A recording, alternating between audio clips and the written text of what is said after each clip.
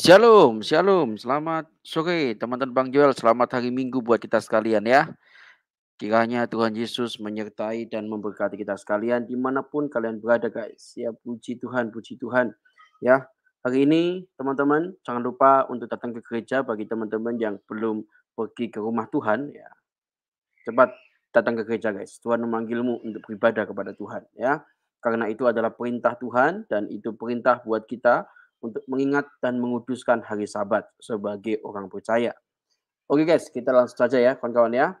Kita langsung saja kita mainkan ya. Oke, siap-siap ya. Oke, bagi teman-teman yang baru bergabung, selamat bergabung di channel ini guys ya. Kita akan gubrak-gubrak ya. Nah, kali ini teman-teman kita akan lihat bagaimana kekocakan ya. Aristo membela imannya. Wah ya, ini perlu kita saksikan ya kawan-kawan supaya kita bisa ngerti ya bagaimana langkah-langkah Aristo ini untuk bertakiah kawan-kawan. Oke, kita langsung saja ya. Oke, bagi teman-teman yang baru bergabung ya, selamat sore kawan-kawan. Ya, Bang Joel nyalakan dulu ya live streamnya ya. Oke, kita gas. Ya. Ini salah satu anak buah Khainama ini teman saya ini, dan sampai sekarang masih saja belum bertaubat. Silakan on Kemres.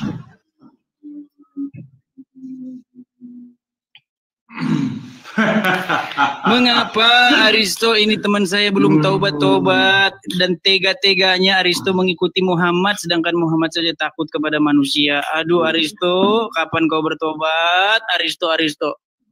Sehat Edi. Jadi oke, silakan. Malam ini pawangnya Edis hadir, teman-teman. Ya. Jadi dari semua pendebat yang paling ditakuti itu saya oleh Edis Sidabutar. Gitu loh. Jadi pertanyaan-pertanyaan receh ini terlalu mudah untuk dikonter. Kalau untuk seorang Edis itu meladeni saya harus belajar dulu sekitar 40 tahun. Begitu. Oke, sudah menghaluriannya. Sekarang kita ke tema Aristo. Di dalam surat Al-Ahzab ayat ke-37. Ya, siap. Dikatakan di situ bahwa Muhammad takut kepada manusia, betul? Ya. Kenapa Anda tega mengikuti Muhammad sedangkan Muhammad aja takut sama manusia? Untuk apa Anda ikuti orang yang takut kepada manusia? Sekarang pertanyaan saya, buktikan sebaliknya bahwa Muhammad takut kepada Allah. Kalau ada ayat di dalam Quran yang bilang Muhammad takut kepada Allah, saya masuk Islam. Silakan Aristo. Asik, keren. Keren pertanyaannya saudara-saudara. Dan membuat gini. Aristo pusing. Enggak. Silakan. Iya. Jadi gini Edis, ya. Dari dulu saya katakan bahwa orang Kristen mempertanyakan tentang Muhammad, mempertanyakan tentang Al-Quran, mereka sama sekali tidak beriman dan tidak percaya tentang Nabi Muhammad. Loh, ini kok nggak nyambung ini? Kasih waktu dong. Jangan yang ditanya apa, yang dijawab apa? Sebentar dulu, saya masih ngomong. Terima kasih gipnya teman-teman. Jangan terguncang. Ini pertanyaanmu itu receh gitu loh. Dan dari tadi receh-receh terus jawaban nggak ada. Dulu, kasih waktu saya ngomong loh. Kalau nggak silakan. Ya, jadi gini, dari dulu Edis, tidak ada satupun orang Kristen di dunia ini yang mampu menggiring saya dengan pertanyaan-pertanyaan receh. Jadi jawabannya apa ini? Sebentar dulu. Saya masih ngomong ini. Kalau saya sudah selesai ngomong, baru situ bicara. Begini, teman-teman semua, teman-teman Muslim, ya kan, gini. Kalau Islam mempertanyakan tentang Yesus, karena Islam beriman kepada Yesus, ya berbeda. Ini apa Aristo? Bentar dulu. Yang ditanya itu Aristo tunjukkan ayat di dalam Quran yang mengatakan Muhammad takut kepada Allah. Slow. Oh, silakan. Saya ngomong dulu. Ini Aristo ini suka tawab ini teman-teman. Dia tukang tawab muter-muter nih. Silakan. Ya. Bagaimana? Apa urgensinya Anda mempertanyakan ayat Al-Quran di waktu yang sama Anda tidak percaya dan beriman kepada Nabi Muhammad? Untuk apa penjelasan kami? Coba. Justru begini, justru mengapa kamu tega-teganya mengikuti orang yang takut kepada manusia? Ya.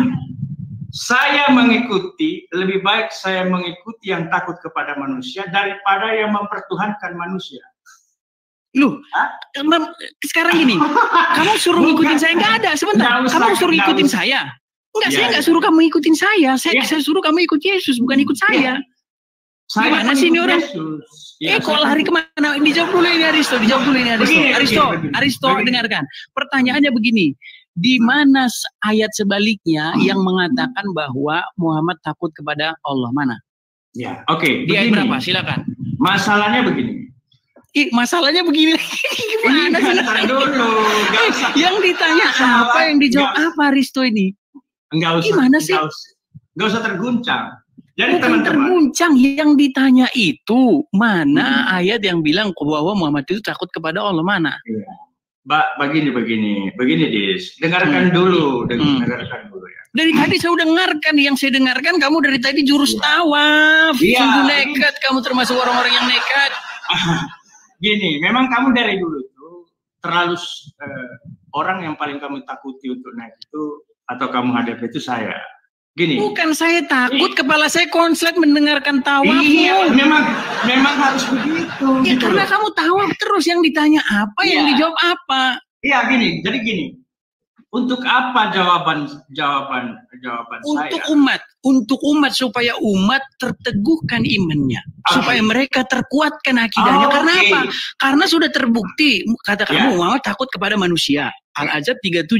Dia takut kepada manusia. Sekarang tunjukkan sebaliknya, di mana dia takut kepada Allahnya, di mana? Bagi saya, untuk apa saya menjelaskan pertanyaan? Lihat, terbukti kan teman-teman kan? Ya. Mereka datang kemari hanya bermodalkan al-congor. Jangan takut, Edi. Bukan takut. Gini, Aristo, aduh tahu belum? Undang-undang ayat pasal 1 ayat 1 Edis TV. Dan barang siapa yang datang ke channel Edis TV dengan membawa al-congor, maka dia adalah tempatnya di laut yang berwarna hijau. Jadi teman-teman gitu. Dan mengapakah kamu termasuk orang-orang yang nekat dan termasuk orang-orang yang membawa al-congor? Kasih waktu lah saya ngomong. Ya, waktunya untuk menjawab atau untuk menunjukkan ayat di mana bahwa seorang Muhammad takut kepada Allah. Ya, jadi gini. Anda membuat pertanyaan dengan sesuatu yang harus terpuaskan dengan pikiran Anda. Dan Anda jadi nggak ada. Sebentar dulu begini. Makanya saya katakan begini. Anda mempertanyakan Al-Quran, sementara Anda tidak tahu apa sebenarnya ayat itu. Dan Anda menuntut jawaban. 13 tahun lamanya saya dalami. Kamu bilang saya nggak tahu. Ini ya, gini. Ini. Kasih waktu saya ngomong ya, kasih waktu ya. Iya, tapi ke situ dong jawabannya. Iya, sebentar dulu. Saya nggak bisa. Saya bukan orang yang bisa Anda giring, Edis. Dari dulu Anda sudah paham itu. Dan saya adalah orang yang paling Anda takuti di dunia perdebatan. Saya jelaskan dulu. Nih, pertama, orang Kristen itu karena mereka kesulitan membuktikan kebenaran iman mereka, apa yang mereka tuhankan. Teman-teman sudah menyaksikan ya. Lihat teman-teman, sudah kalian simak sendiri bagaimana dia apa yang ditanya, dia jawab apa. Ini saya masuk mestinya. Aristo, sobatku, dengarkan Aristo, temanku, dengarkan. Kita ini sedang membahas tentang adanya sebuah ayat, yaitu Al-Ahzab 37. Ya. Disebutkan di sini bahwa nabimu itu adalah sosok yang takut kepada manusia. Masalahnya begini. Kenapa kamu ikuti orang yang takut kepada manusia, Aristo? Ya, mengapa kamu tega mengikuti orang yang dia aja takut sama manusia? Nah, sekarang begini. Di mana ayat yang bilang bahwa dia takut sama Allah? Mana? Saya lebih baik mengikuti orang yang takut kepada manusia daripada ketawa lagi. Aristo, berarti nggak ada. Oke, gini, berarti nggak ada. Berarti nggak ada bahwa dia takut kepada Allah. Berarti nggak ada ayat yang bilang dia takut kepada Allah. Yes. Bagi saya nggak penting itu jawaban. Pertanyaan itu. Iya, Dan saya orang gini, hukumnya gini, hukum takut kepada manusia, takut kepada selain Allah itu apa? Makanya biarkan saya menjelaskan. Anda di sini mau memamerkan kebotol. Iya nggak apa-apa. Iya nggak apa-apa. Aneh loh. Tuh, itu netizen Anda buang-buang karena memang Edis itu nggak bakal mungkin bisa meladeni saya gitu loh. Ya kan? Kalau teman-teman sendiri menonton loh Aristo. Teman-teman semua menonton. Yang ditanyakan kepada kamu adalah di manakah bahwa nabimu itu adalah sosok yang takut kepada Allah? Di mana? Di sebelah mana dia takut kepada Allah itu sebelah mana? Tunjukkan ayatnya di Quranmu. Kalau ada Muhammad itu takut kepada Allah, saya akan mualaf. Bukan itu, lompat dari Monas, saya lompat dari Monas. Begini. Gimana? Tunjukkan ayatnya. Iya. Begini. Islam itu nggak butuh Anda harus mualaf atau orang Kristen masuk Islam, nggak penting. Nanti kalau Anda masuk Islam semua, siapa yang penghuni neraka kan gitu. Nah jadi gini, maksud saya begini, Al-Quran itu diperuntukkan kepada manusia yang tanya Al-Quran itu siapa, Ri? Ini orang gimana sih ini yang ditanya itu apa, dijawab apa? Iya. Aristo, ini terakhir pesan saya. Makanya gini. Kuranginlah Aristo, kuranginlah membenturkan kepala itu ke lantai. Karena akibatnya jadi begini. Akibatnya jadi begini. Yang ditanya apa? Yang ditanya Aristo sekali lagi. Ini terakhir ini. Udah bosan orang dengar. Terakhir. Makanya ini permintaan saya terakhir. Iya makanya gini. Ku kasih kau waktu 1 jam menjelaskan di mana ayat yang bilang bahwa sosok nabimu takut kepada Allah. Di mana? Ya oke, begini. Makanya begini. Berikan saya waktu. Saya bicara pelan-pelan nih. Karena ini room kamu, saya masuk baik-baik nih, dan saya ingin menjelaskan tentang Al-Quran itu. Oke? Nah, jadi gini, saya runut dulu.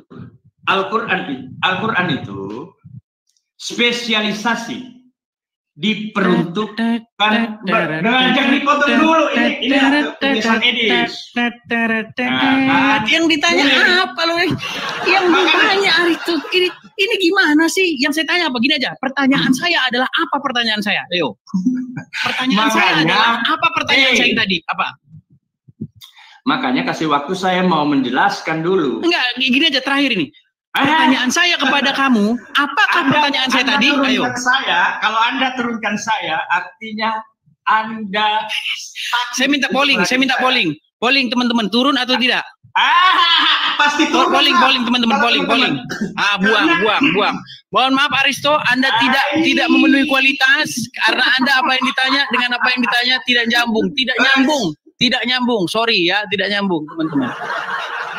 Nggak nyambung, yang ditanya apa, yang dijawab apa. Yang saya tanyakan itu adalah ada nggak ayat di Quran yang bilang kalau Muhammad takut kepada Allah? Ada nggak? Kok malah nanjukkan saya lebih baik takut kepada ini apa sih, diskusi macam apa sih kita nih? Silakan. Dan ingatlah ketika engkau Muhammad berkata kepada orang yang telah diberi nikmat oleh Allah dan engkau juga telah memberi nikmat kepadanya, pertahankanlah terus istrimu dan bertawakallah kepada Allah. Sedang engkau menyembunyikan di dalam hatimu apa yang akan dinyatakan oleh Allah. Dan engkau takut kepada manusia. Stop. Jangan apa tadi dibilang? Apa tadi dibilang di situ? Iya, silakan lanjutkan. Selesaikan. Jangan sepotong-sepotong, harus sportif. Silakan selesaikan. Fair, transparan. Sekarang saya tanya dulu sama Bang Edi. Silakan selesaikan.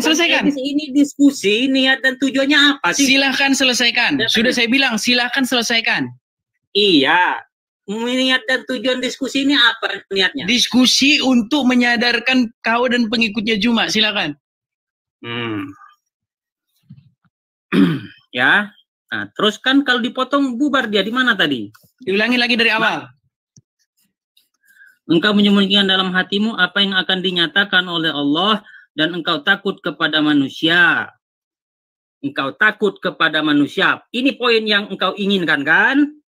Betul? Betul, lanjut. Engkau takut kepada manusia. Padahal Allah lebih berhak engkau takuti. Itu kalimat, suara, perintah. Selesaikan. Ya. Paham ya di situ? Padahal Allah lebih berhak engkau takuti. Maka ketika Zaid telah mengakhiri keperluan terhadap istrinya, menceraikannya, kami nikahkan engkau dengan dia, Zainab, agar tidak ada keberatan bagi orang mukmin untuk menikahi istri-istri anak-anak angkat mereka apabila anak angkat itu telah menyelesaikan keperluannya terhadap istrinya, dan ketetapan Allah itu pasti terjadi. Sudah? Ya, sudah. Di situ disebutkan engkau takut kepada manusia, betul tidak? Ya. Oke, itu bohong atau betul? Betul. Siapa di situ yang takut kepada manusia? Muhammad. Berarti betul nggak Muhammad takut kepada manusia menurut ayat itu? Betul. Betul. Pada detik itu ya. Oke, sekarang tunjukkan ayatnya bahwa Muhammad takut kepada Allah. Kalau menunjukkan Muhammad takut kepada Allah, kau buka dari Al-Fatihah kiamat, sampai Anas, kau buka dari Al-Fatihah sampai Anas, kau cari di situ di mana di situ nabimu takut kepada Allah. Cari di ayat berapa? kalau mencari Muhammad takut kepada Allah sampai kiamat tidak akan terjadi. Terus ngapain? Terus ngapain kau ikuti yang takut kepada manusia? Kenapa? Kenapa? Enggak, pertanyaan saya, kenapa kau ikuti seseorang yang takutnya kepada manusia, bukan takut kepada Allah? Enggak usah lari ke situ. Enggak usah lari ke situ. Ini temanya kok lari ke situ, gimana sih orang itu temanya kok? Temanya kok lari? Lari kemana-mana? Bang, temanya, Bang, dengarkan Bang. Temanya adalah, di sini kan disebutkan di dalam Al-Ahzab 37, dia Muhammad itu takut kepada manusia. Padahal yang seharusnya ditakuti itu adalah Allah, betul? Betul. Tapi nyatanya dia takut kepada manusia, betul? Betul. Nah sekarang tunjukkan ayatnya bahwa sosok Muhammad itu takut kepada Allah. Mana?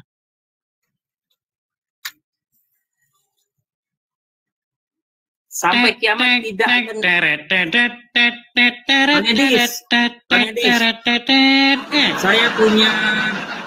Saya punya 2 ayat untuk Bang Edis.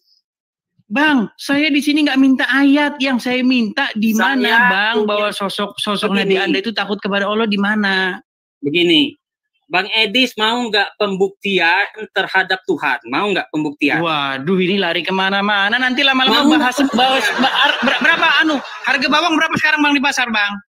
Mau nggak Bang bahas bawang goreng, Bang?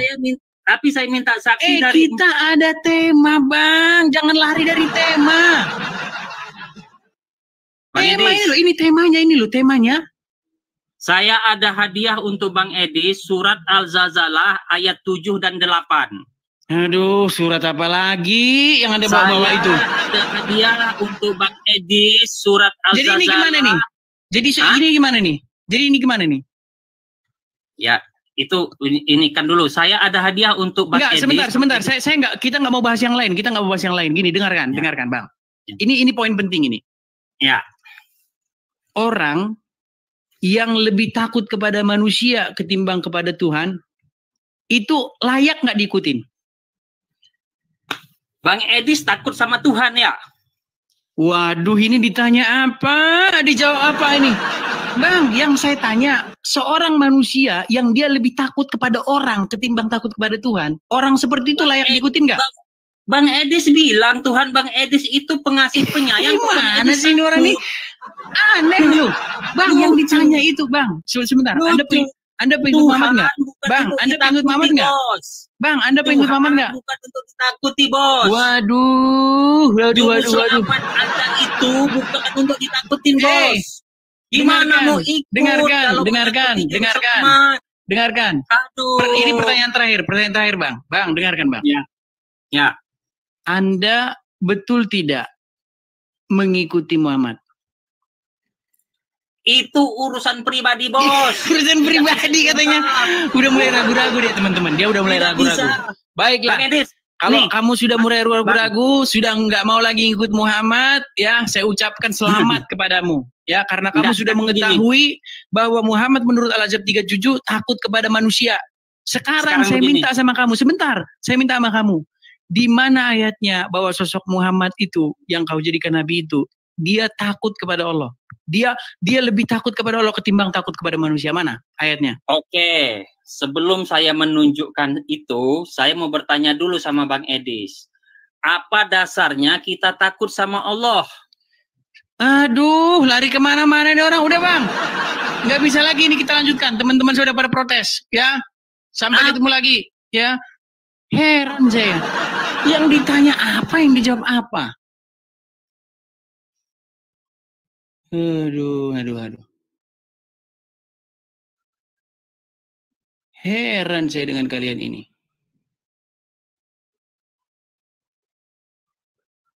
Ajukanlah ya, suguhkanlah kepada penonton itu ilmu, pengetahuan. Datang kemari hanya bermodalkan ngotot, ngeyel, apalagi surup. Silakan Nelly, Regar, on cam. Ya.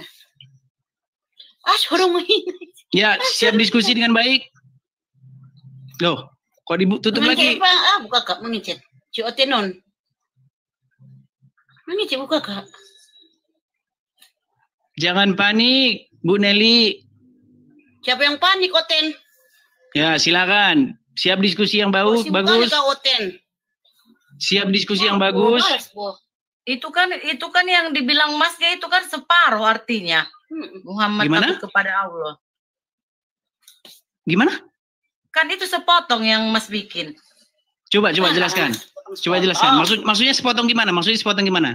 Muhammad takut kepada manusia itu kan sepotong, enggak ya, semua. Silakan. Jelaskan dong. Bunyinya bagaimana di situ? Dan ingatlah ketika engkau Muhammad berkata kepada orang yang telah diberi nikmat oleh Allah, dan engkau juga telah memberi nikmat kepadanya. Pertahankanlah terus istrimu dan bertakwalah kepada Allah. Sedang engkau menyembunyikan di dalam hatimu apa yang akan dinyatakan oleh Allah.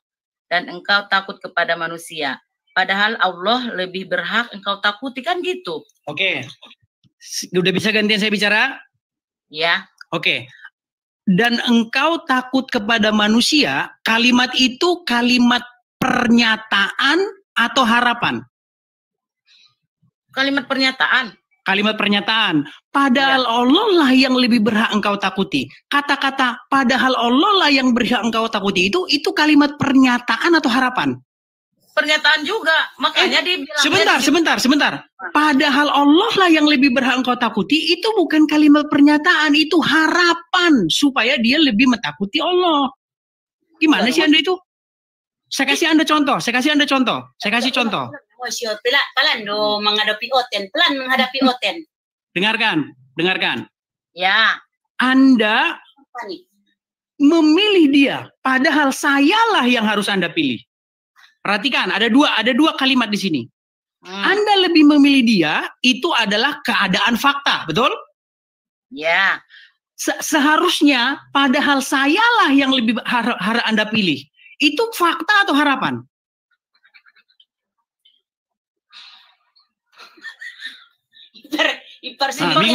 Bingung kan? Makanya di situ kan ada kata-kata begini.